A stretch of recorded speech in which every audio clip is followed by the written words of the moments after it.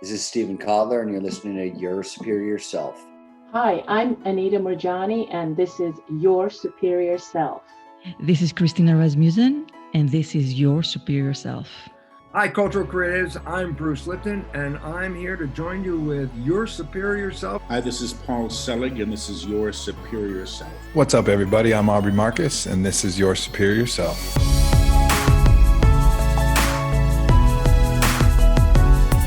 Hello. What is up, guys? What is going on, beautiful people? I'm Trey Downs, your favorite host, and this is Your Superior Self. Thank you guys for taking the time to hang out with me today. Thank you for downloading this episode. I have Victor Brick joining the show, who is leading the charge on spreading awareness about mental wealth, mental illness, mental well-being. He's the co-founder of a fantastic foundation, the John W. Brick Foundation, who is providing amazing literature on mental health, the science, and some of the strategies that we can use in our everyday lives to battle the stigma that people place upon mental illness. I'm so fired up about it. You can go to johnwbrickfoundation.org. You can find out more of their information there, what they're about, their work, their resources, their blog, their events, and you can actually donate to their cause.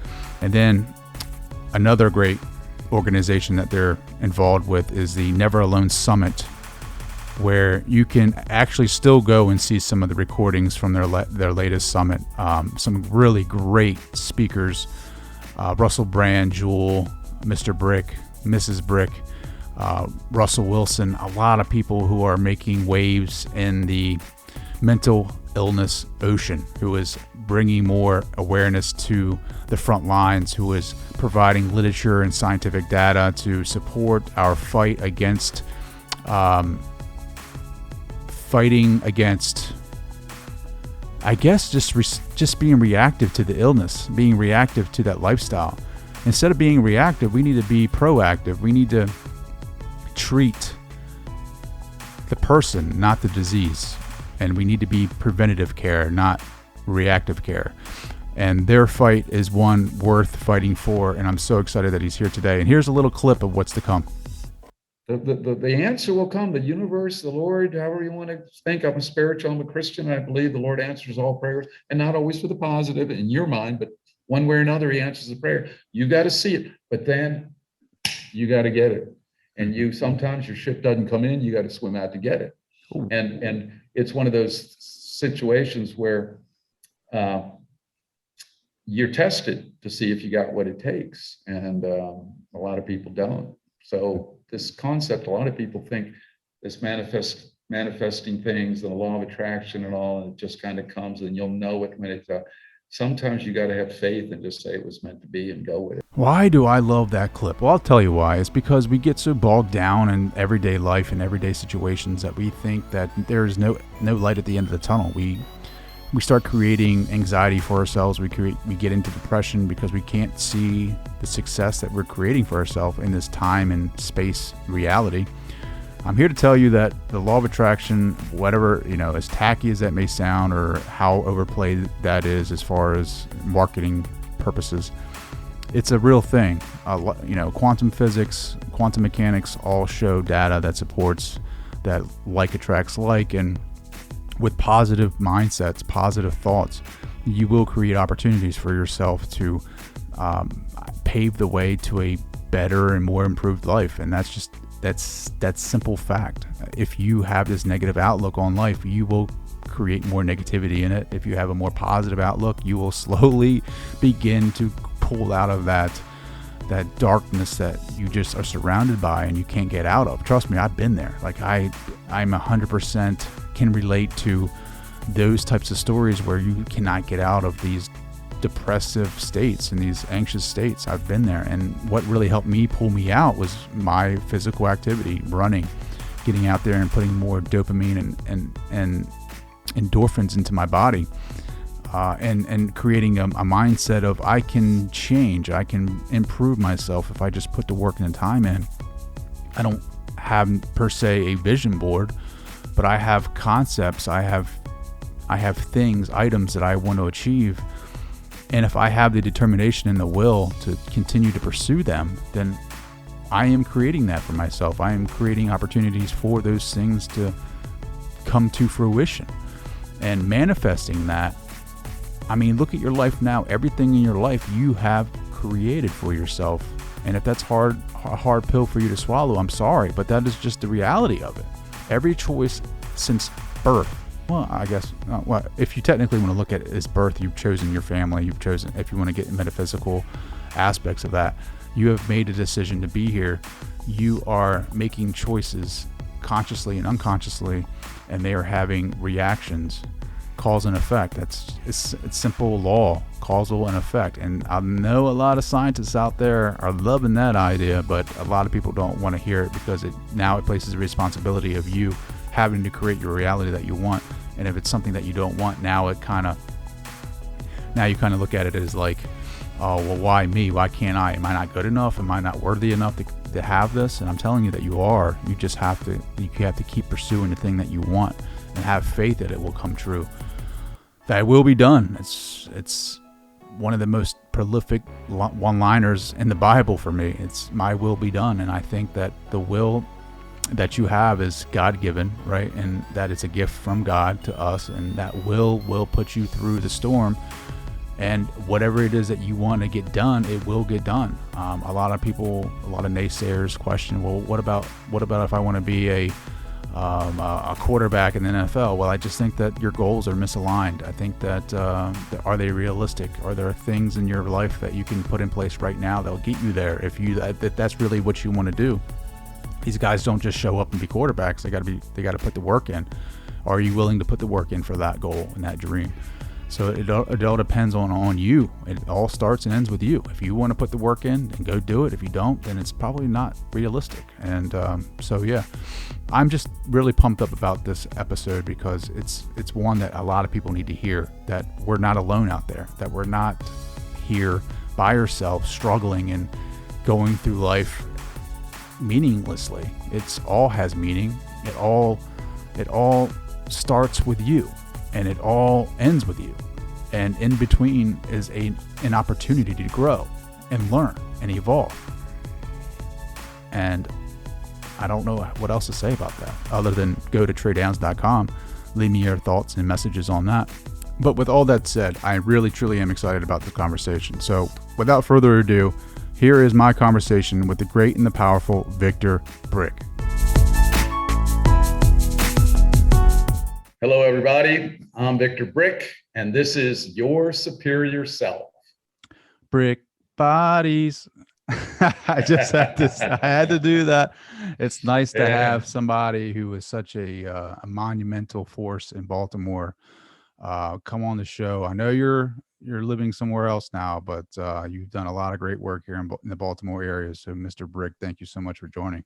Well, thank you for having me on. I always appreciate talking to a homeboy. And yes, sir. Obviously, we're still headquartered in Baltimore. Still spend a lot of time up there. And when people ask us where we're from from Baltimore. Yes, sir.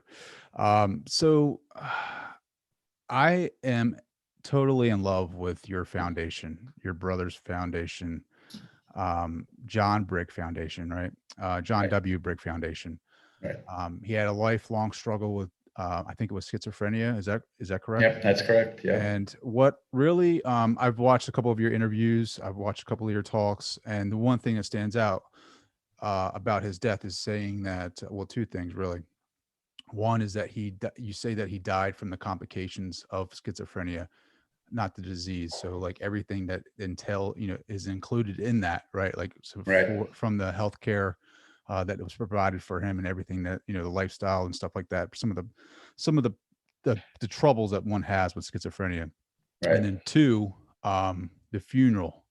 When you attended the funeral, it was, and I'll let you explain that, but can you tell us how the John W. Brick Foundation came to be?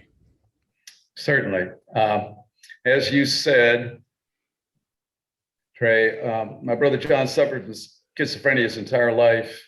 He was diagnosed early teens, and never once in all the years of treatment was he put on a fully integrated holistic program that combined things like exercise, nutrition, mind-body practices, lifestyle, basically, along with traditional forms of treatment, such as medication, institutionalization, and psychoanalysis. Now, John had a pathological illness, schizophrenia, and he needed pathological medical health interventions. But I always felt, even when I was younger, that he needed a fully integrated program and more could be done in terms of lifestyle. And when he passed, and I say he passed from complications of the disease, schizophrenia is not a terminal disease. People don't die of schizophrenia. They die of the complications, such as things that your mind gets you to do with your life because you're sick. So he was psychotic, and he was heavily medicated, and medication over time will wear you down. And the psychosis eventually got to the point where he was seeing demons, and he was thinking that he had to do penance, and he was cursed. And eventually we had to put him in a trailer home near my parents because he would hallucinate, and who knows what he could do. He tried to hurt certain members of the family in his psychotic state when he was not medicated properly. So we didn't want to take the chance of hurting our parents. And then he began to withdraw from society, and that included the family. And he began to, first stopped using his phone. He got rid of the clock and the radio and the television, stopped using the refrigerator, and then he stopped using the air conditioning. And when my dad found him on the floor of that trailer park home in the middle of the summer in Florida, it was 110 degrees in this unit. And we don't know if he died of a heart attack or he died of heat stroke. My mother wouldn't let him do an autopsy. She knew her son was gone, and it was enough. But we knew that it was the complications of the disease that finally overwhelmed him. And then at the funeral, it was one of the saddest affairs I'd ever attended. This guy that was the most talented one in the family, there was 5 of us, and I've done pretty well. My other siblings have done pretty well, and John was so much more talented than any of us. And the only people that were there to mourn his death were my immediate family, my parents and my brothers and sisters. It was his life didn't matter, and it was like he had been invisible his whole life. And I said, this can't happen. We're not going to let our brother go out this way, and we're going to do everything we can. My wife, was a shock trauma nurse at University of Maryland, and partner, of course, in all of our fitness ventures. So she was fully on board. And that's when we started the John W. Brick Mental Health Foundation, whose vision is to change the way the world treats mental health. And how do we want to accomplish that? By having salutogenic processes. Salutogenic is another word for wellness. So having salutogenic lifestyle interventions or approaches such as exercise, nutrition, and mind-body practices accepted as an important and integral part, essential is the term they use these days, essential part of the treatment of mental illness and the promotion of mental wellness. And how do we do that? We do that by funding evidence-based research, because there's not a lot of research, conclusive research about how exercise benefits mental health. There's a lot of research, but it's not as extensive as it could be. We do it by funding programs and services. One of the programs we're funding is by 2 Baltimore guys, the Smith brothers, on a holistic lifestyle, and it's for disadvantaged communities, meditation and mindfulness for disadvantaged communities. And we do it by being a collaborative hub and bringing people together. This is part of being a collaborative hub and promoting the concepts of salutogenic wellness interventions. So that's the genesis of the John W. Brick. And it's John W. Brick because my father was John C. Brick. It's named after my brother, not my dad. Some great men right there in the Brick household. Yeah. What well-being is just something that I think is, I don't know. I think I am a big fan of positive psychology. Like I attend University of Baltimore now. I'm going back for psychology. I want to do more in that realm, counseling. Mm-hmm. Positive psychology is something that a lot of people aren't familiar with. They hear it and they think, it's a little woohoo. They're like, oh, it's just positive mindset. I don't think people realize the importance of preventative help, therapies, modalities like positive psychology. Right. being active, being proactive in your well-being, going out, meditating, going out for a run. I was looking at some of the research that your foundation has provided for me, through the email subscriptions. And I was surprised that there was only like 2 studies done with running and the correlation between depression. I think one was null, but the other one was a positive correlation between running and depression. To me, that just makes sense because I don't run every day. All right. I run probably 3 days a week, but the feeling that I have after I run is phenomenal. The amount of endorphins that's pumping through my body, the chemical reaction that I'm having, just being out in the outdoors and nature, being with that oneness, being outside and for the sunrise, that energy, I'm ready for whatever the day has, right? Like what is your like practice in the morning? Do you have a practice? I have a big 5. Oh, yeah. And have you ever been on safari? When you go to safari in Africa, you want to see the big 5. It used to be you want to shoot the big 5, but thank God nobody's shooting the big 5 anymore. But the big 5, elephant, rhinoceros, lion, leopard, and Cape buffalo. Those are the big 5. My big 5, and I try to do it every day, try to start the morning off with either Qigong or yoga or some form of meditation. I take a cold shower a la Wim Hof. I hold my breath and do the breathing exercises a la Wim Hof. And in the evening or afternoon, evening or late afternoon, I'll do some traditional form of training. I used to be a runner. I ran college track, but I got a bad ankle, so I'll either do circuit training, strength training, or bike or swimming. And then I'll top the night off with infrared sauna. And if you don't know anything about if you don't know about the benefits of infrared sauna, you should look them up. Saunas are one thing, infrared takes it to a whole nother level. If I can do those 5, boy, have I had a good day. And if you look at those 5, I've got yin and I've got yang in proper balance. Yin is the water, it's the flowing, it's the soft, it's the reflective, mind, body, the mindfulness exercises. Yang is the fire, it's the hard, it's the weight training, it's the biking. And especially in Western society, there's way too much yang. Everybody's into the yang, and they're just now starting to come into yin. And here's the thing about what you said earlier, though. We are doing a lot of really creative research, but research takes time. So we wanted to make our point with existing research while we punctuated it with our more intense or more extensive personal research we're doing. We're doing a phenomenal study. You know all about Wim Hof, I'm sure. I can tell just by Iceman. I love ice. Of course, yeah. So anyway, we're doing a huge study with the University of California, San Francisco, multi-million-dollar study, which the foundation's funding, to see how the Wim Hof method of ice and deep breathing, holding your breath exercises, which puts positive stress on the body, high intensity interval training, and meditation, how the 3 of those affect mental health, depression. And we're using biomarkers like the vagus nerve and C-reactive protein and biomarkers as opposed to self-reporting in terms of, Trey, how do you feel? And anybody can get that. But as I said, those things take time. So we did a phenomenal piece of work, and we just concluded it literally a month ago, and it's called the Move Your Mental Health Report. And we looked at 1,440 research papers, studies, not papers, studies, and analyzed them by category: cardiovascular, biking, swimming, team sports, yoga, meditation, qigong, and how they benefited mental health. And we rated them in terms of their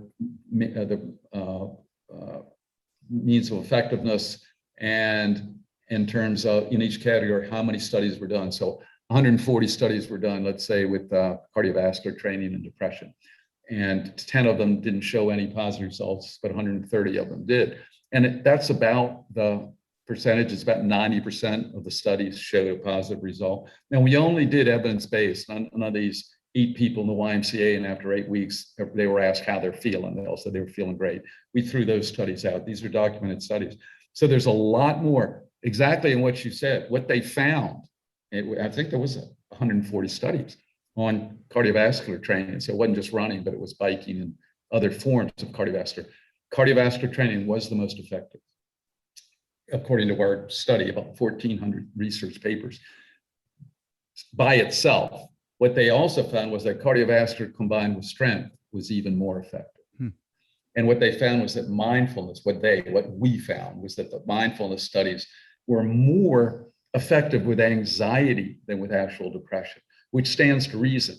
Because depression is kind of a pathological, is a pathogenic state you're kind of in, and where anxiety is getting ahead or dwelling behind, it's creating bugaboos. And of course, mindfulness is staying present and getting in touch with your own personal energy. Qigong, I'm big into Qigong, it's all about Qi is your personal energy. So you should tell all your listeners to go to the John W. Brick Mental Health Foundation website, go to resources and click on the Move Your Mental Health report. There's no charge to it. This isn't something we're doing, that we have no dog in this hunt.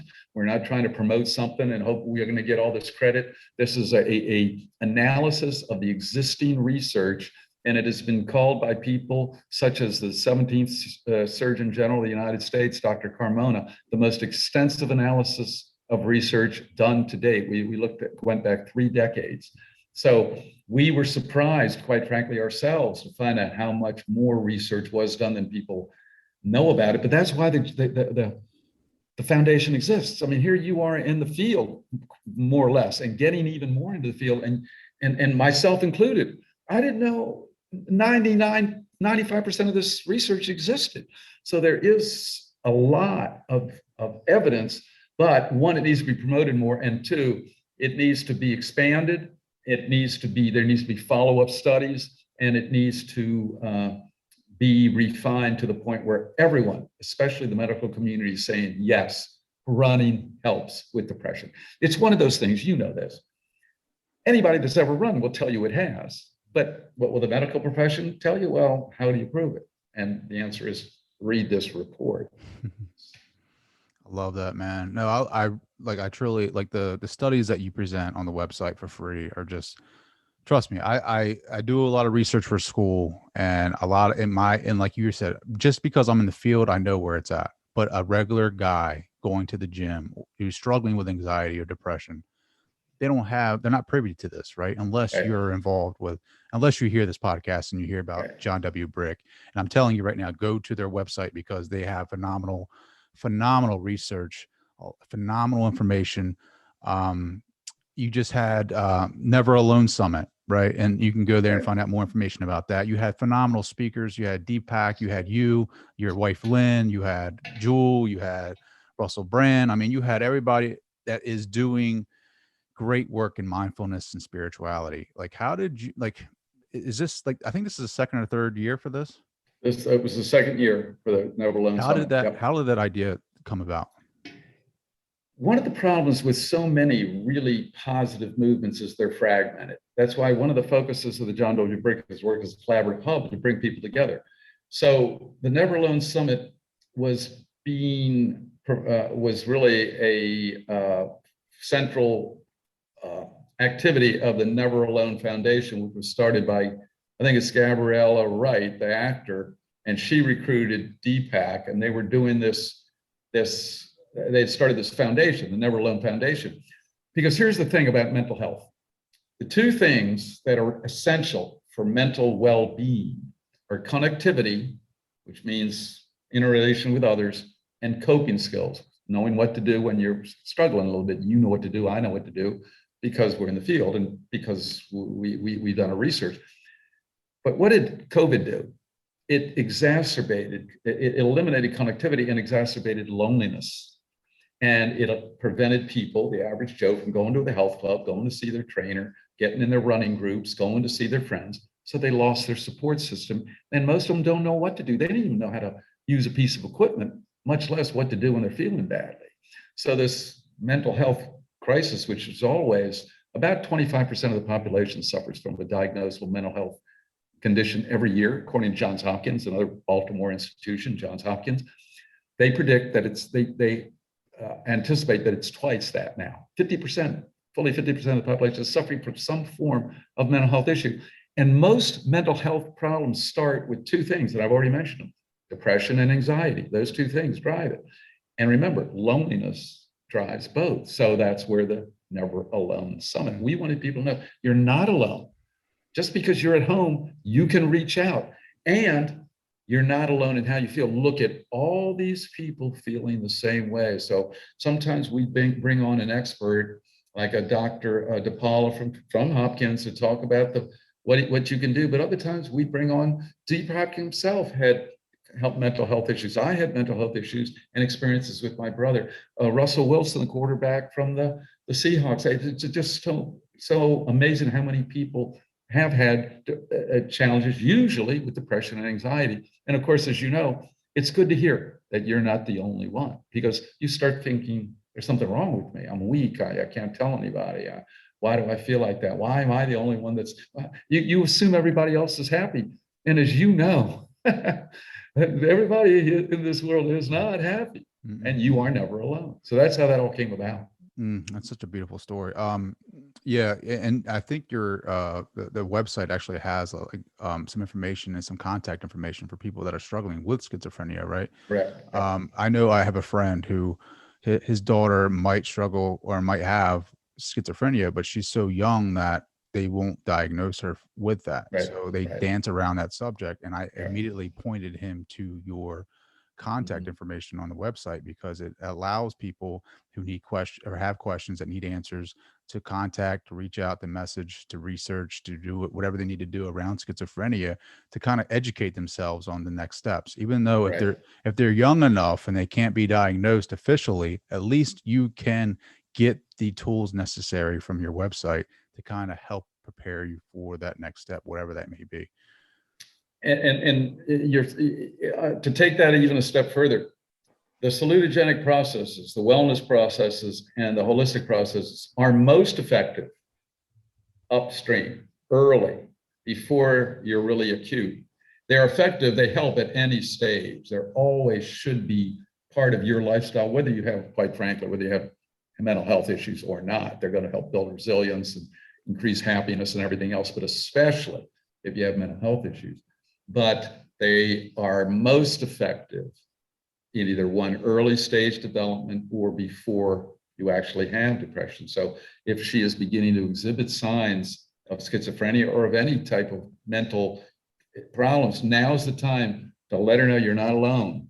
You can have people talk about it. It's natural to feel that way. That doesn't mean you're strange or weird or you're weak, and you doesn't mean you're mentally ill. And these are some of the things you can do when you're not feeling good. Don't lock yourself in your room. Don't get stuck on your what do you call it? Your pad, your iPad.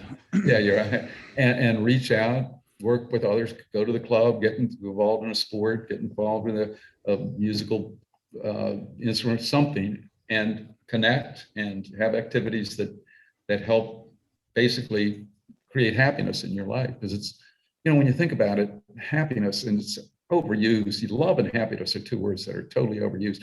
But at the same time, they're two of the most critical things in life: happiness and love. If you don't have those, you're struggling. Absolutely. I don't even know what suicide rates are right now. I mean, pre-COVID, I think it was like 32%. I don't know, but I'm just throwing that out there. I know they have to have risen. I mean, I don't know how they're gonna get this new statistic. But I do know the statistic on it. I didn't used to really hone in on suicide because it was so far down the farther end of the spectrum, but you have to, because you start here, you end up there. It used to be about 7% of the population said that in any given year that they had considered suicide. And you got to take this seriously when people considers it, because the worst thing that can happen is you think they're crying wolf. It's double that now. So you got close to 1 in 5, 15% or more contemplating, talking about taking their own life. I mean, think about that. It is now in the under 20. I think it's the leading cause of death. It might be the first or second. It's might be still second after accidents. And you were there and I was there once. You're under 20, you're a knucklehead. You think you can jump on a train, you think you can drive 100 miles an hour. So I still think it's accidents, but suicide second. How sad is that? How sad is that? I do know, because we're working with the military in a program, 22 veterans a day take their own life. 22 a day. We're not talking active military.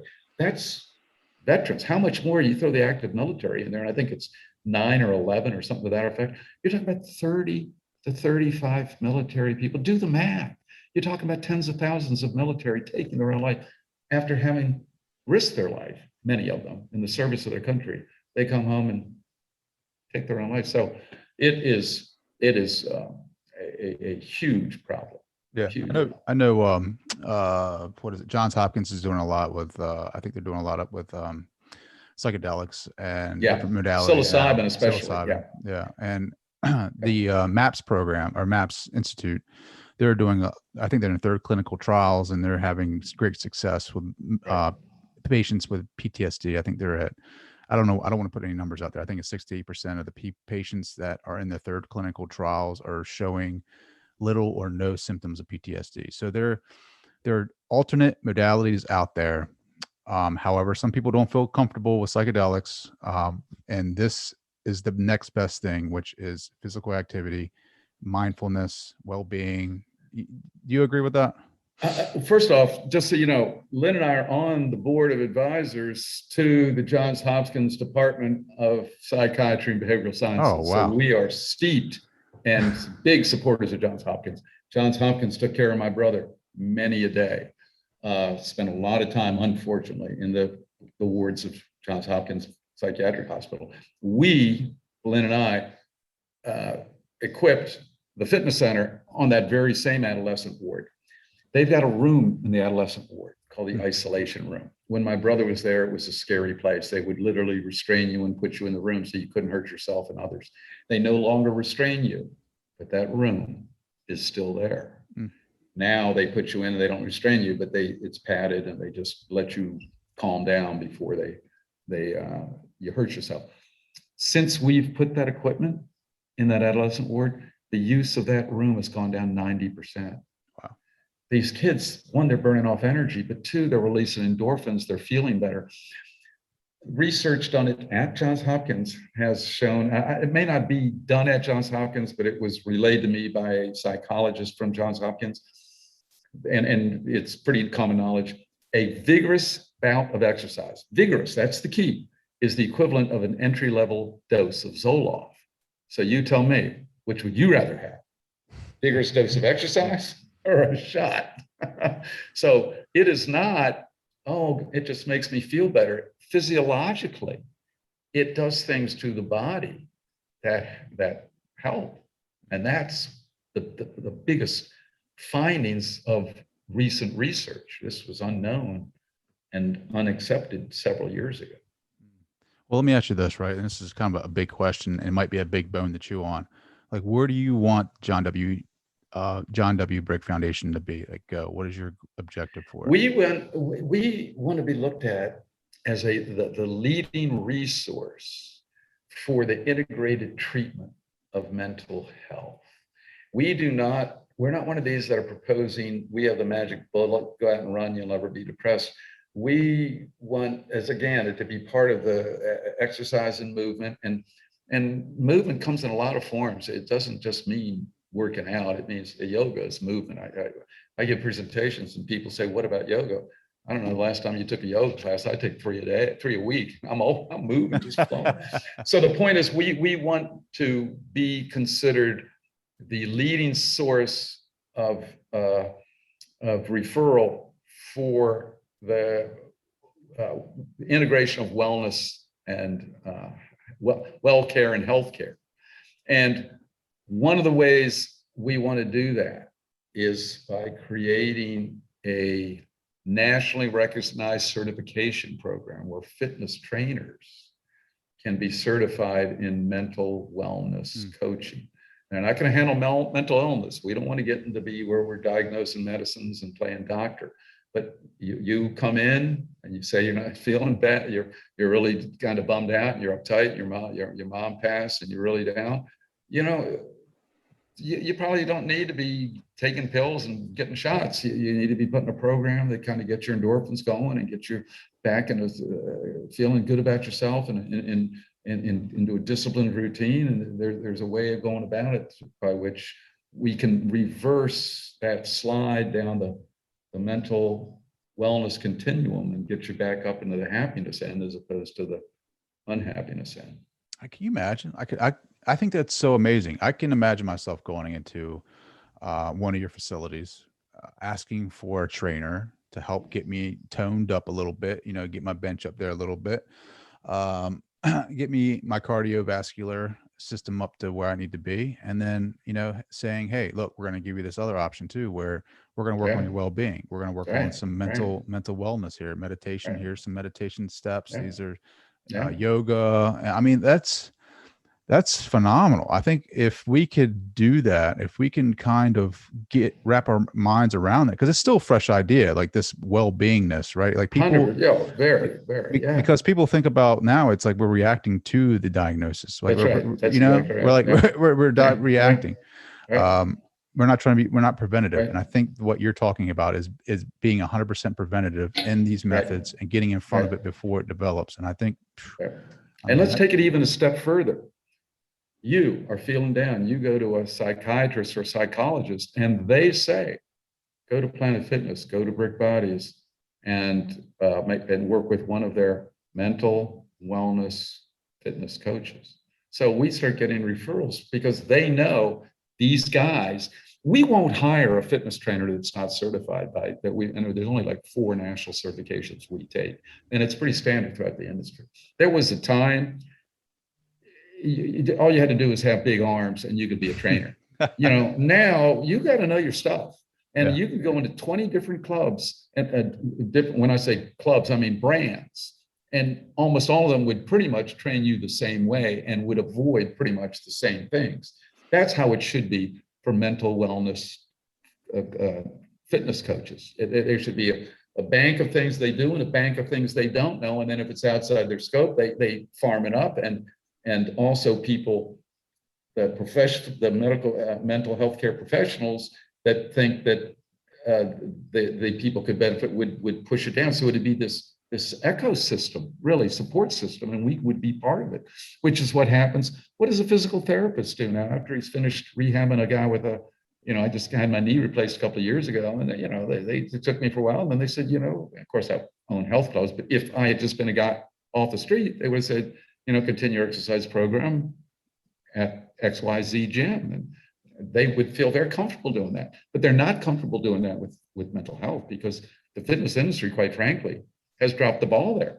Yeah. And, I've been working out pretty much my entire life, but more importantly, I've been in the fitness industry for 35 years. I don't think of it like that, but I'm a freaking old man in the fitness industry, but I've seen a lot of stuff. There was a time when there's 2 main reasons people worked out: to get bigger and to get smaller. Men wanted to get bigger, how much can I bench? Women wanted to get smaller, get in the little thong thing, and the aerobics. I mean, that was what it was about. Over time, it got to be I wanted to lose weight. Guess what's the most significant reason that all 4 major age groups give for working out now? This was a poll, 100,000 respondents. They divided them by boomers, Gen Xers, Gen Yers, and Gen Zers.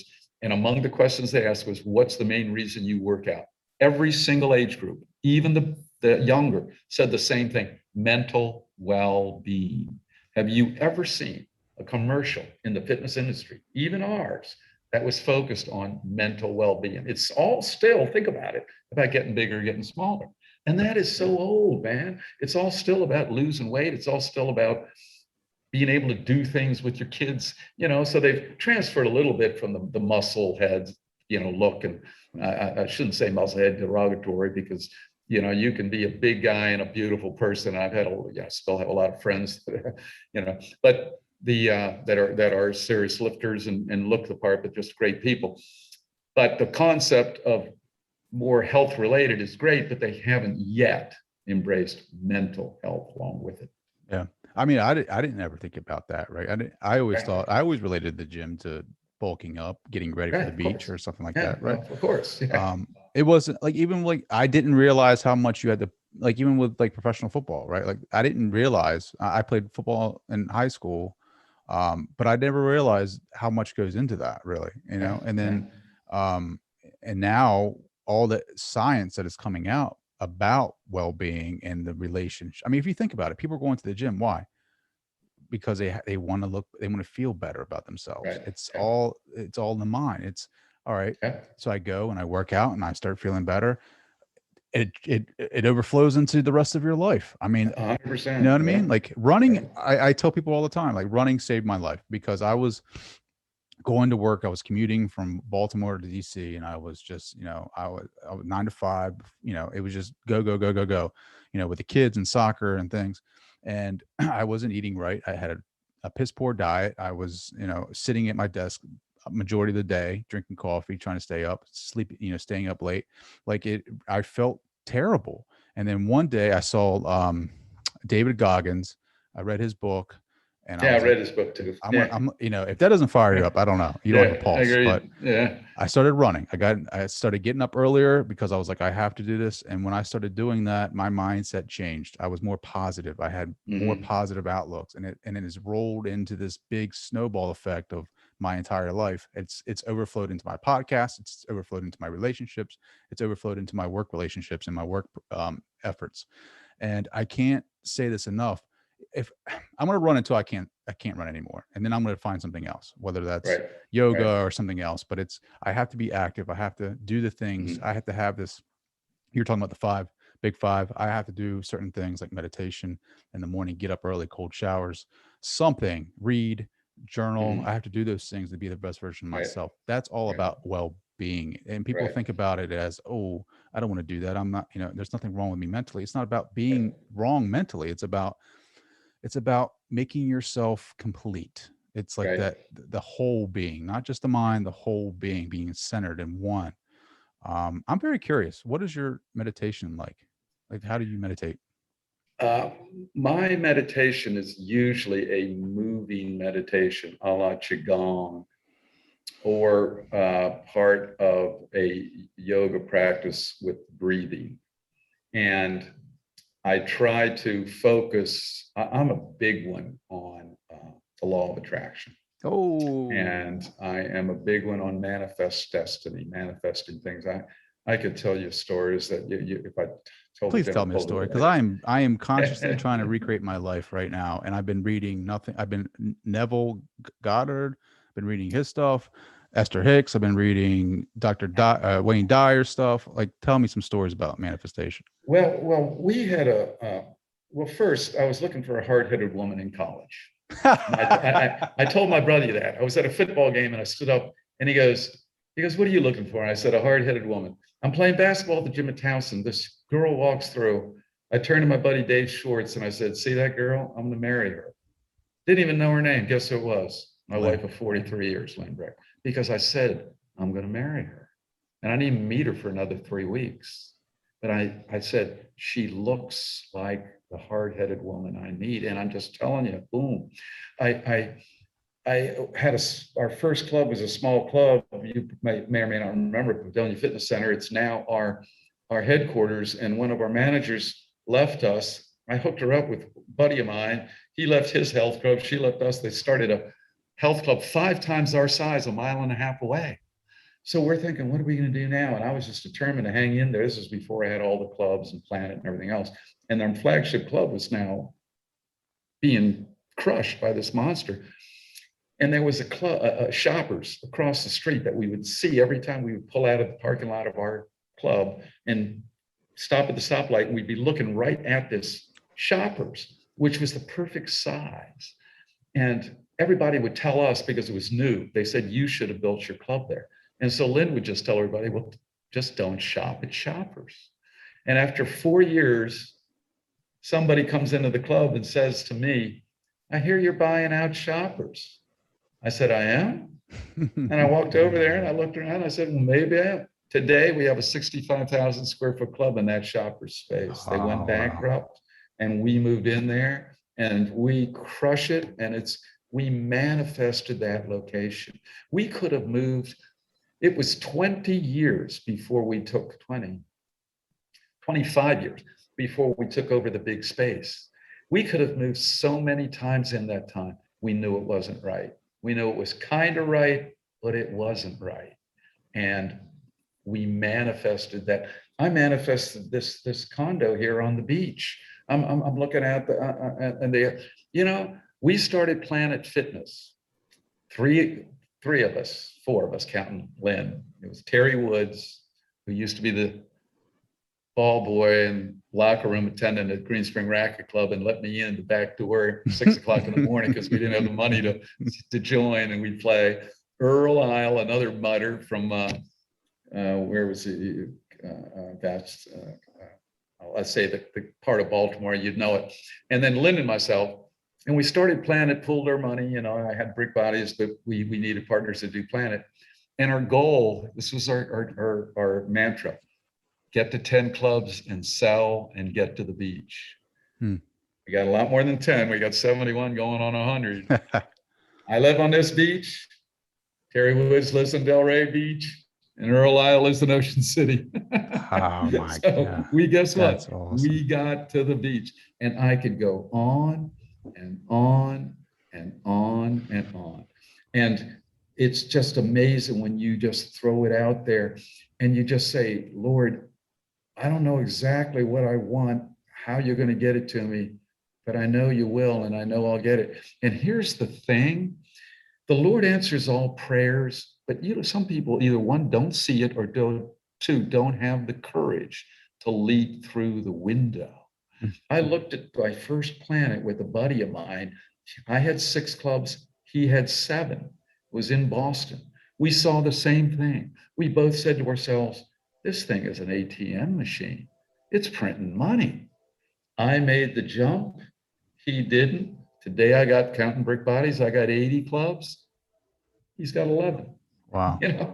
And so the answer will come. The universe, the Lord, however you want to think. I'm a spiritual, I'm a Christian, and I believe the Lord answers all prayers, and not always for the positive in your mind, but one way or another, he answers the prayer. You got to see it, but then you got to get it. And sometimes your ship doesn't come in, you got to swim out to get it. Ooh. And it's one of those situations where you're tested to see if you got what it takes. And a lot of people don't. So this concept, a lot of people think this manifesting things and the law of attraction and all, and it just kind of comes, and you'll know it when it's sometimes you got to have faith and just say it was meant to be and go with it. So anyway, when I do the meditation, when I do the breathing with Wim, you're doing the 4 minutes, you're holding your breath for 4 minutes, you get into a almost hypnotic state.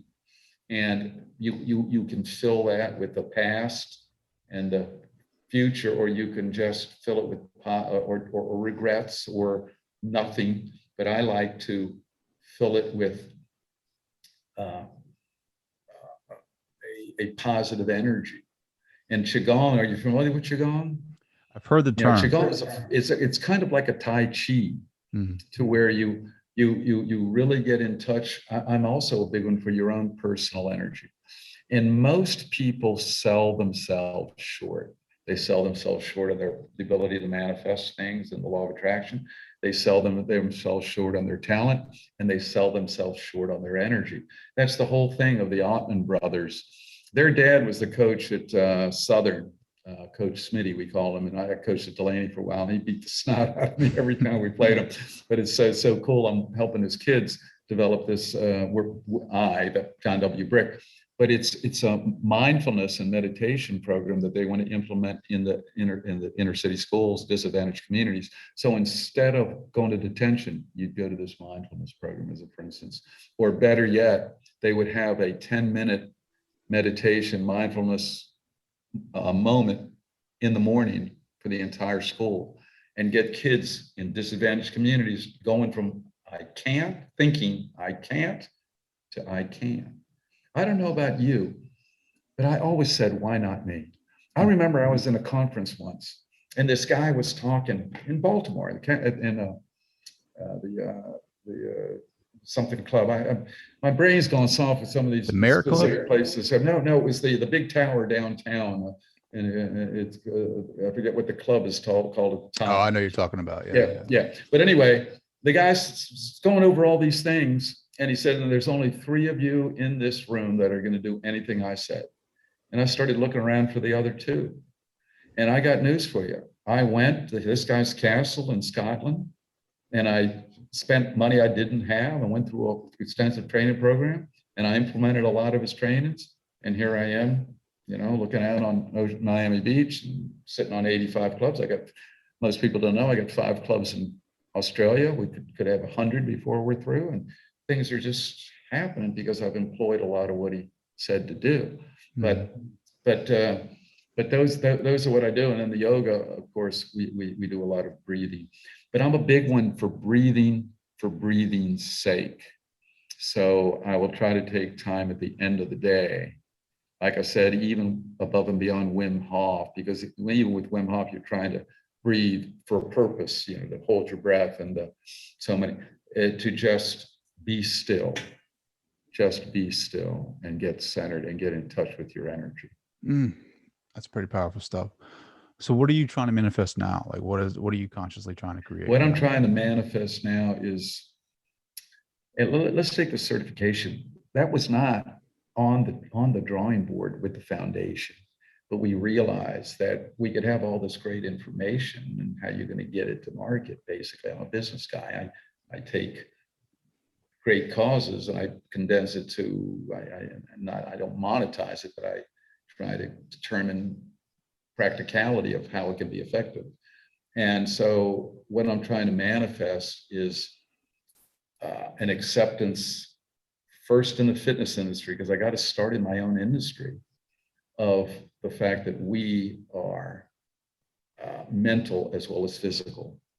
And then to expand that to be universally accepted. And one of the keys to that is the certification program, because it's great in theory, but how are you going to accomplish it? And I would be very pleased if I looked down from heaven and saw the John W. Brick certification program being the standard for health professionals.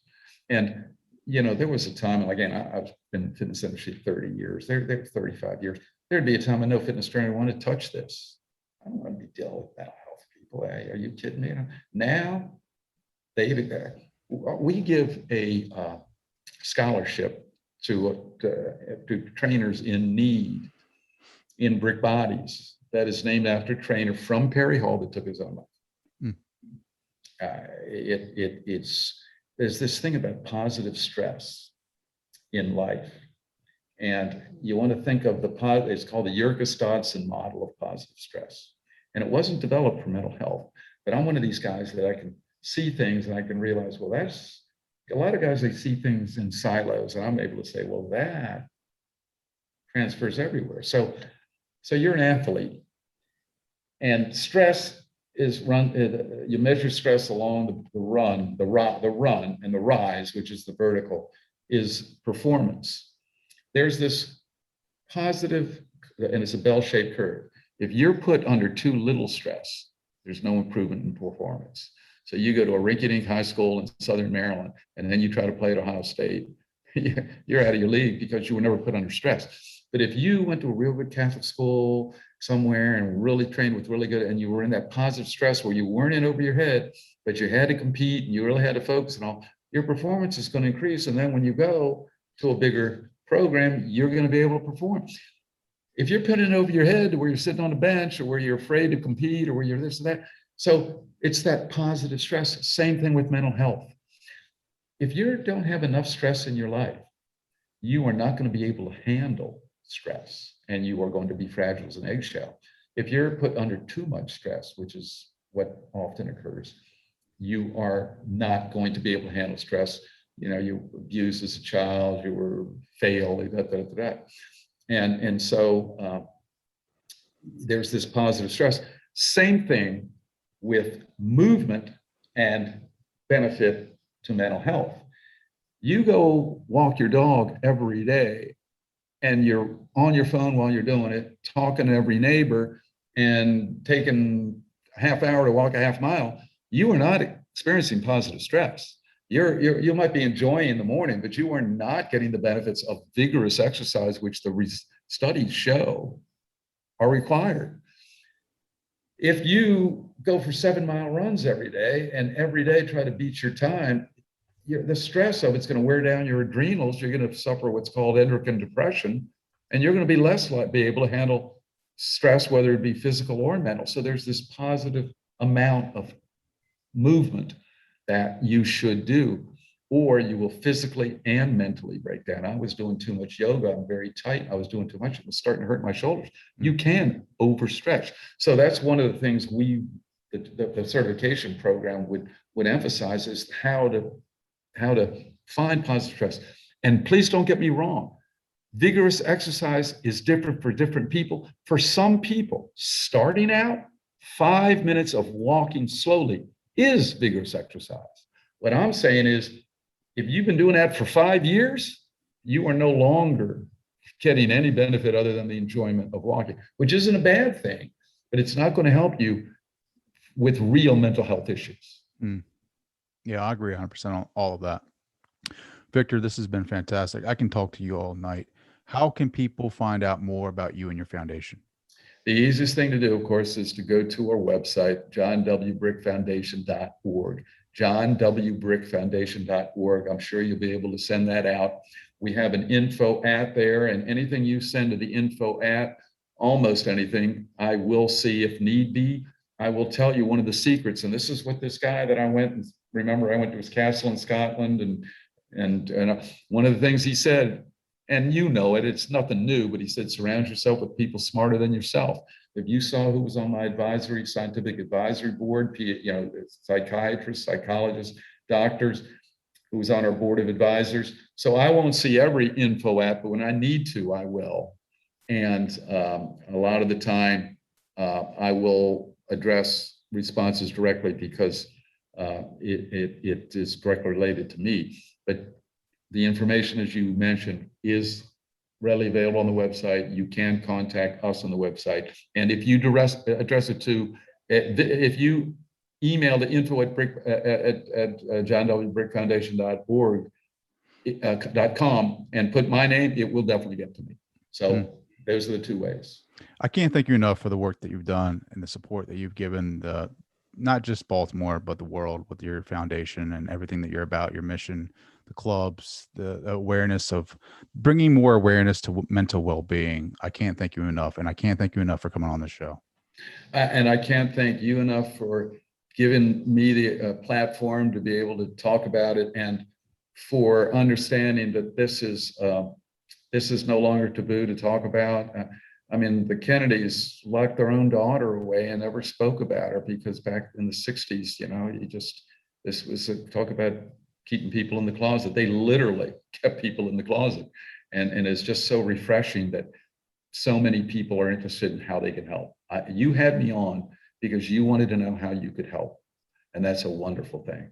And anybody that's listener, any of your listeners, if you want to know how you can help, please contact us, as well as how we can help you.